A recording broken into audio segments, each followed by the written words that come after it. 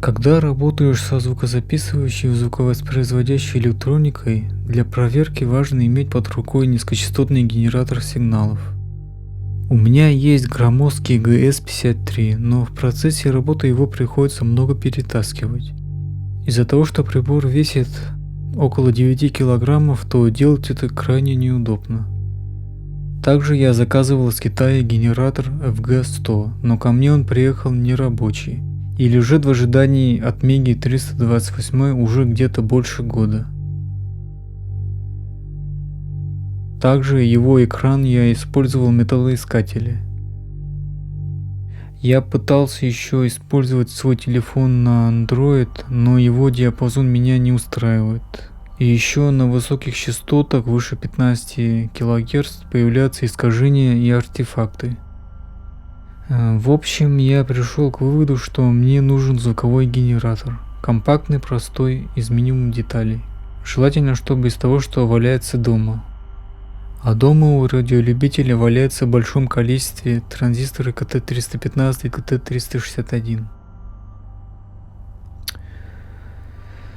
Ладно, подумал я, буду искать схему на них. Сначала я наткнулся на эту схему. Сделал плату, собрал его. Но он отказался запускаться. Проверял, перепроверял сборку 2 дня. Теоретически он должен работать, но практически не заработал. Да и по сборке он очень сложный. В общем, мне это надоело и сделал по другой схеме, попроще. Схема на одной микросхеме.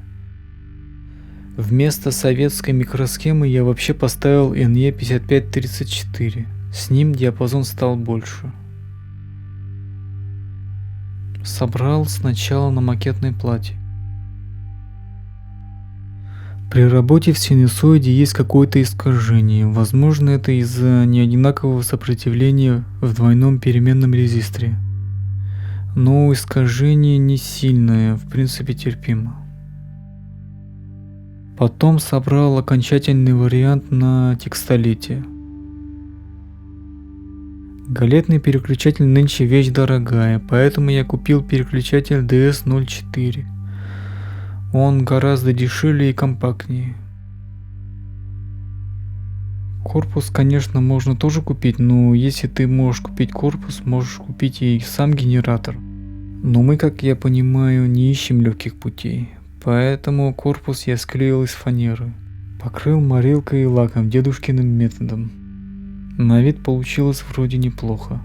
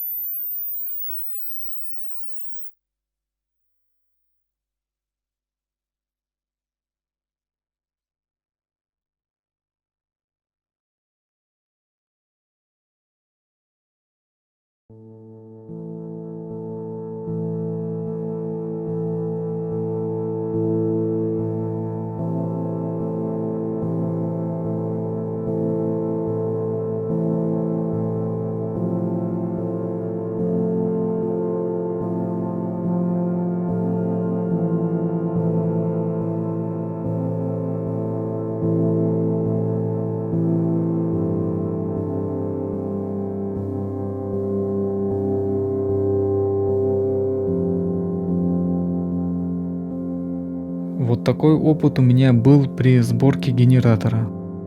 Схема довольно-таки простая, из доступных компонентов. Мне как пробник вполне подойдет. Надеюсь, вам видео понравилось. Всем удачи и пока.